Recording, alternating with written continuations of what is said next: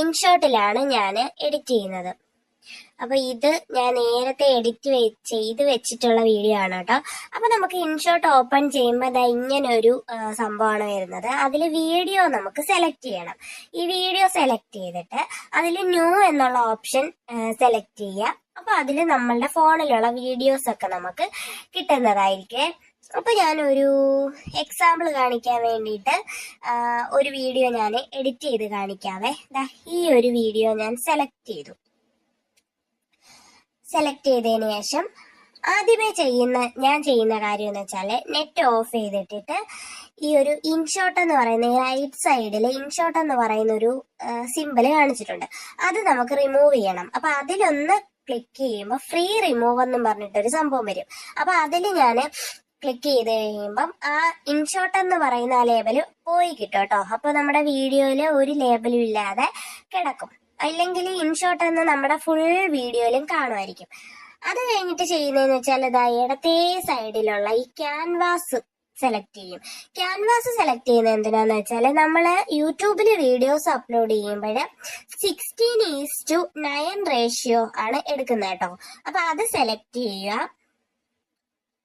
അത് കഴിഞ്ഞിട്ട് നമ്മൾ കൊടുക്കുക, സെലക്ട് കൊടുക്കുക. അത് കഴിഞ്ഞിട്ട് ഞാൻ ചെയ്യുന്ന എന്താന്ന് വെച്ചാല് എന്താ പറയാ, രണ്ടാമത്തെ ഓപ്ഷൻ കിടക്കുന്നത് ഓഡിയോ ആണ്. ഓഡിയോയിലാണ് നമുക്ക് റെക്കോർഡ് ചെയ്യാൻ പറ്റുന്നത്, പിന്നെ മ്യൂസിക് ആക്കാൻ പറ്റുന്നത്. അതെ, മ്യൂസിക് ഇപ്പം ഞാൻ യൂട്യൂബ് സ്റ്റുഡിയോയിൽ നിന്ന് സെലക്ട് ചെയ്തിട്ടുള്ള കുറച്ച് മ്യൂസിക് കിടപ്പുണ്ട്. അതിലേതെങ്കിലും സെലക്ട് ചെയ്ത് ചേർക്കാം. പിന്നെ റെക്കോർഡ് ആണെങ്കിൽ ഈ റെക്കോർഡ് എന്ന് പറയുന്നത് ഓപ്ഷൻ ക്ലിക്ക് ചെയ്ത് കഴിയുമ്പോൾ ടേൺ ഓൺ കൗണ്ട് ഡൗൺ എന്ന് കാണിക്കും. അപ്പൊ ഈ ഒരു റെഡിനകത്ത് നമ്മൾ നിൽക്കുക. അപ്പൊ 3, 2, 1 അത് കഴിയുമ്പോൾ നമുക്ക് സംസാരിക്കാം. ഇതിപ്പോ ഞാൻ സ്ക്രീൻ റെക്കോർഡർ ഓൺ ആക്കി ഇട്ടേക്കുന്നത് കൊണ്ടാണ് എനിക്ക് റെക്കോർഡ് ചെയ്യാനായിട്ട് പറ്റാത്തത്. അപ്പൊ അത് മനസ്സിലായല്ലോ. അത് കഴിഞ്ഞിട്ട് നമുക്ക് ബാക്ക് വരുമ്പോൾ ബാക്കിയുള്ള സെറ്റിങ്സ് എന്ന് കിടക്കുന്നത് സ്റ്റിക്കറാ. നമുക്ക് ഏതെങ്കിലും സ്റ്റിക്കർ കൊടുക്കണമെങ്കിൽ സ്റ്റിക്കർ കൊടുക്കാം കേട്ടോ. ഈ ഒരു ഇമോജി ഞാൻ കൊടുക്കുക, എന്നിട്ട് ശരി കൊടുക്കുക. അത് കഴിഞ്ഞ് സ്റ്റിക്കർ മാറ്റി ഇങ്ങനെ വെക്കാം കേട്ടോ. സൈഡിലോട്ടോ ഇവിടെ മുകളിലോട്ടോ ഏത് സൈഡിൽ വേണമെങ്കിലും നമുക്ക് സ്റ്റിക്കർ വെക്കാനായിട്ട് പറ്റും. അത് കഴിഞ്ഞിട്ട് ഇങ്ങനെ ഇങ്ങോട്ട് വലിക്കുകയാണെങ്കിൽ നമുക്ക് ടെക്സ്റ്റ് കിടപ്പുണ്ട്. ടെക്സ്റ്റ് ഇവിടെ കിടക്കുന്നതിൽ ക്ലിക്ക് ചെയ്ത് കഴിഞ്ഞാൽ നമുക്ക് എന്തെങ്കിലും ഇപ്പം എഴുതാനൊക്കെ ഉണ്ടെങ്കിൽ എഴുതാൻ പറ്റും. എഴുതിയതാ ഈ ഒരു സംഭവം കിടപ്പുണ്ട്. പിന്നെ നമുക്ക് ഈ ഒരു സംഭവം ഇത് വരുന്നത് എങ്ങനെ വേണമെന്ന് വെച്ചാല് ഇത് കണ്ടോ, ഇതിൽ ക്ലിക്ക് ചെയ്ത് കഴിഞ്ഞാല് നമുക്ക് എങ്ങനെ വേണമെങ്കിലും വരും. ഇത് ഓരോന്ന് ക്ലിക്ക് ചെയ്യാം. ഏതെങ്കിലും ഏതാ വേണ്ടതെന്ന് വെച്ചാൽ നമുക്ക് സെലക്ട് ചെയ്യാം കേട്ടോ. ഇങ്ങനെ ഓരോന്ന് എടുക്കാനായിട്ട് പറ്റും. അപ്പൊ ഞാൻ ഇത് സെലക്ട് ചെയ്തു. അത് കഴിഞ്ഞിട്ട് നമുക്ക് കളർ മാറ്റാനായിട്ട് പറ്റും കേട്ടോ. ഈ ഓരോ കളറും ഇങ്ങനെ സെലക്ട് ചെയ്യാൻ ഈ ഒരു സാധനത്തില് സെലക്ട് ചെയ്യാം. അത് കഴിഞ്ഞു. ഞാൻ ചെയ്യുന്നത് ഇത്രയൊക്കെ കേട്ടോ. അത് കഴിഞ്ഞ് ബാക്കി ഞാൻ അങ്ങനെ ക്രോപ്പ് ചെയ്യണമെങ്കിൽ ഇപ്പൊ നമ്മൾ ഈ എഡിറ്റ് ചെയ്തത് എഴുതിയത് ക്രോപ്പ് ചെയ്യണമെങ്കിൽ സ്പ്ലിറ്റ് ചെയ്യാം കേട്ടോ. സ്പ്ലിറ്റ് കൊടുത്തിട്ട് ബാക്കി ഭാഗം ഈ ഒരു ഭാഗം സെലക്ട് ചെയ്തിട്ട് നമുക്ക് ഡിലീറ്റ് ചെയ്യാം. ഓക്കെ, അപ്പൊ ഇത്രയാണ് കേട്ടോ ഞാൻ അതിൽ ചെയ്യുന്നത്. പിന്നെ ഉള്ളത് ടെക്സ്റ്റ് ഇവിടെ കിടപ്പുണ്ട്. ടെക്സ്റ്റ് നമുക്ക് എന്തെങ്കിലും എഴുതണമെങ്കിൽ വീണ്ടും എഴുതണമെങ്കിൽ എഴുതാം. അങ്ങനത്തെ കാര്യങ്ങളൊക്കെ ഉണ്ട്. പിന്നെ ടെക്സ്റ്റിൽ തന്നെ ഇപ്പൊ ഞാനൊരു വേർഡ് ഫോണ്ട് സെലക്ട് ചെയ്യാൻ പറ്റും കേട്ടോ. പല ഫോണ്ട് നമുക്ക് സെലക്ട് ചെയ്യാൻ പറ്റും. ഇപ്പൊ ഇത് വേണമെങ്കിൽ ഇത് സെലക്ട് ചെയ്യാം, ഇത് സെലക്ട് ചെയ്യാം, ഇത് സെലക്ട് ചെയ്യാം, ഇത് സെലക്ട് ചെയ്യാം. ഇതിലേത് വേണമെങ്കിലും നമുക്ക് സെലക്ട് ചെയ്യാവേ. അപ്പൊ ഇത് ഞാൻ ഈ അലിയോ എന്ന് പറഞ്ഞിട്ട് ഉള്ളതാ സെലക്ട് ചെയ്തത്. അപ്പൊ സെലക്ട് ചെയ്തു. ഓക്കെ, ഇൻഡു കൊടുക്കാം. ഇനി അടുത്തത് വരുന്നത് നമുക്ക് ഫിൽറ്റർ ആഡ് ചെയ്യണമെങ്കിൽ ഫിൽറ്റർ ആഡ് ചെയ്യാം കേട്ടോ. എഫക്റ്റ് ഉണ്ട്, ഫിൽറ്റർ, അഡ്ജസ്റ്റ്, അങ്ങനത്തെ സംഭവങ്ങൾ അതൊക്കെ ചെയ്യാം നമുക്ക്. ഞാൻ അതിലൊന്നും ചെയ്യത്തില്ല കേട്ടോ.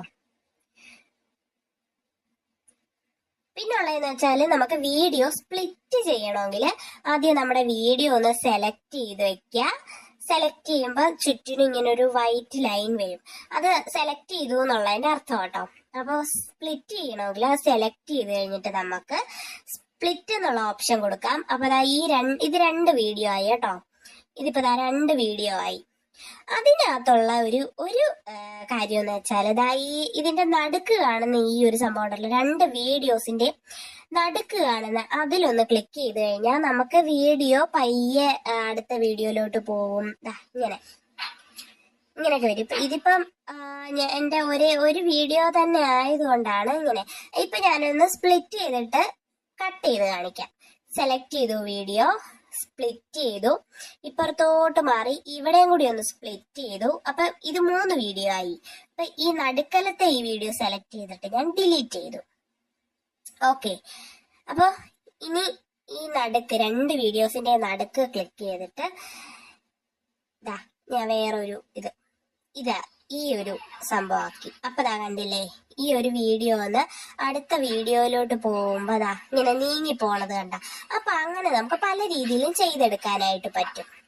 ഓക്കെ, അടുത്തതെന്ന് വെച്ചാൽ നമുക്ക് വീഡിയോസ് ഡിലീറ്റ് ചെയ്യണമെങ്കിൽ ഡിലീറ്റ് ഓപ്ഷൻ ഉണ്ട്.